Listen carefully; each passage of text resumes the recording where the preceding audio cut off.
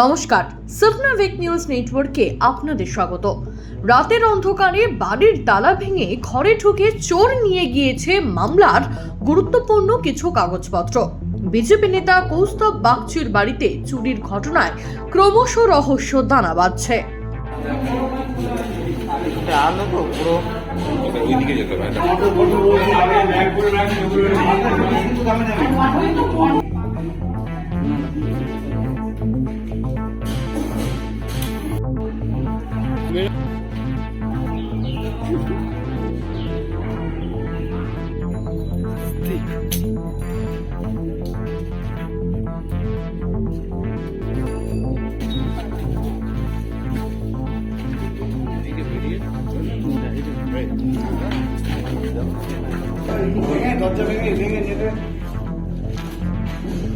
আজকে সত্যি কথা মাসির আজকে তো কাই ধরনের মানে ওরা না না না মামি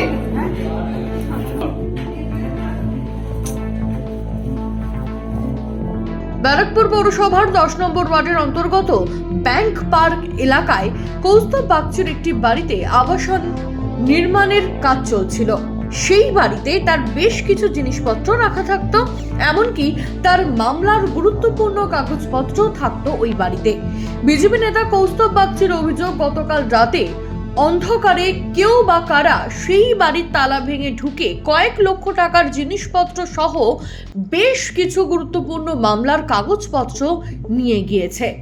সকালবেলায় উঠে দেখা হচ্ছিল যখন এখানে এসেছে, মেন গেটের তালা ভাঙা, এই ঘরের তালা ভাঙা, প্রায় ধরে নিন 2.5-3 লক্ষ টাকা, মোর দ্যান 3 lakhsই হবে প্রায়।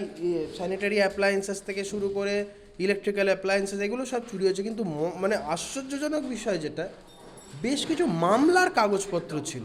আমার চেম্বারে একটু স্পেস কনস্ট্রেন্ট, জায়গা একটু সমস্যা আছে, তো সেই জন্য বেশ কিছু মামলার কাগজপত্র এখানে থাকতো। তো সেইগুলো পর্যন্ত না থাকাটা খুব মানে আশ্চর্যজনক একটা বিষয়। জানি না এখন কার কী উদ্দেশ্যে কে কী করেছে। দেখা যাক, পুলিশকে বলা হয়েছে, পুলিশ তদন্ত করবে বিষয়টা, দেখা যাক। আপনার বাড়িতে এত সিকিউরিটি? আমার বাড়িতে এই পার্টটাতে তো সিকিউরিটি, এখন জানি না সবাই যদি সবার মতন ঠিক মতন করে সব কিছুগুলো করতো তাহলে তো এই পরিস্থিতি হতো না। আমি প্রশাসনের সাথে বিষয়গুলো নিয়ে কথা বলবো। মনে হচ্ছে কি হতে পারে? কী হতে পারে সেটা প্রশাসন বলতে পারবে। আমার প্রচুর টাকার জিনিসপত্র চুরি হয়েছে, মামলার নথিপত্র চুরি হয়েছে, এখন বাকিটা প্রশাসন দেখবে কিভাবে কি করা যায়। প্রশাসনকে জানিয়েছে? জানিয়েছি, আমি থানা থেকে লোকজনও এসেছিল, জানিয়েছি, দেখা যাক এরপরে বাদ বাকি। এর মধ্যে কি কোনো রাজনৈতিক কিছু যোগ? দেখুন, আমি বলতে পারবো না, তবে বেশ কিছু মানুষজনের তো আমার উপরে একটা খুব রাগ রয়েছে।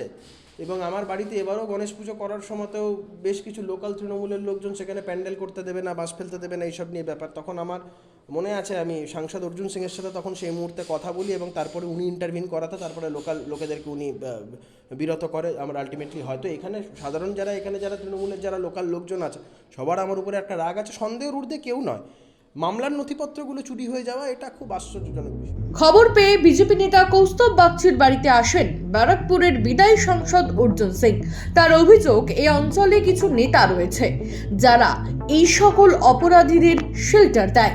এই চুরি কাউকে দিয়ে করানো হয়েছে, কোনো ছিচকে চোর মামলার কাগজ চুরি করতে পারবে না।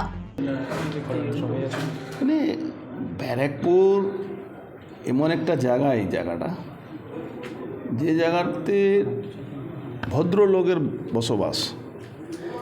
ইদানিং দেখা যাচ্ছে কি যারা সকল এলাকার কিছু কিছু নেতা এরকম আছে তৃণমূল কংগ্রেসে, যারা এই অপরাধীদেরকে শেল্টার দেয়। আপনি আজকে কৌস্তবের এই বাড়িতে ঢুকে মামলার কাগজ চুরি, তারপরে ওই বাড়ির রিনোভেশন হয়েছে তার জিনিসপত্র চুরি, এটা একটা পিকুলিয়ার টাইপের চুরি। এটা মানে মনে হচ্ছে কি কাউকে দিয়ে করানো হচ্ছে। আপনি জানেন এই জায়গার থেকে মাত্র 200 মিটার দূরে প্রায় 6-7 মাস হয়ে গেছে, 8 মাস হয়ে একটা সোনা দোকানে এরকমই চুরি হয়েছিল, তার সঙ্গে সঙ্গে তার ছেলেকে খুন করা হয়েছিল। তখনও আমি এটা নিয়ে বলেছিলাম কি এমন একটা ভদ্র জায়গা ব্যারাকপুর, যাকে অনেক ভালো ভালো মানুষ এখানে বসবাস করার জন্যে ভাবেন সবসময়, সেই জায়গা চুরি ডাকাতি নাম করে লুটপাট করা হচ্ছে, মানুষকে ভয় দেখানো হচ্ছে। কাস্তব একটা সবসময় প্রতিবাদী কণ্ঠ, তাকে ভয় দেখাবার জন্যে কি এটা একটা ট্রেলার হলো, এবার চুপ করে থাকো নাহলে তোমার অন্য কিছুও হবে। ছেলেকে খুন করা হলো, ধরা হলো কাকে? দুটো হিরোইন খোরকে ধরে নিয়ে এসে বন্ধ করা। আজকেও আমি বলছি দুটো হিরোইন খোরকে ধরে বলা হবে কি এরাই চুরি করেছিল, কিন্তু সেই হিরোইন খোররা মামলার কাগজটা কেন চুরি করবে আমার বুঝতে পারছি না। পুরোপুরি পরিকল্পিত। ওর কিছু ওরা ভেবেছিল এখানে কিছু অনেক গুরুত্বপূর্ণ তথ্য হবে, ওকে ভয় দেখানো, ওকে মানে যাতে ও ভয় পায়, কোনো কথা না বলতে পারে। ঠিক আপনার মনে আছে ওর একটা বাড়িতে পুজো হয়, সেখানে এই পারমিশন দেবে না পুজো করার জন্য, গণেশ পুজো করেও সেখানে অনেক বড় বড় লোক এখানে আসে, ওর বন্ধুবান্ধবরা যারা, কিন্তু সেটাও করতে দেবে না। তখন আমাকে ইন্টারফেয়ার করতে হয়েছিল। কস্তব সবসময় একটা প্রতিবাদী কণ্ঠ, আমরা ওর পাশে আছি। পুরো বাংলাটাকে একদম সন্দেশখালি থেকে নিয়ে গার্ডেন রিচের মতো। সুফল মজুমদার, 7 নাবিক নিউজ, ব্যারাকপুর। সমস্ত খবরের আপডেট পেতে লাইক করে সাবস্ক্রাইব করুন 7 নাবিক নিউজ। সেই সঙ্গে বেল বাটন প্রেস করতে ভুলবেন না। আপনাদের একটা সাবস্ক্রিপশন আমাদের জন্য অত্যন্ত মূল্যবান। জয় হিন্দ।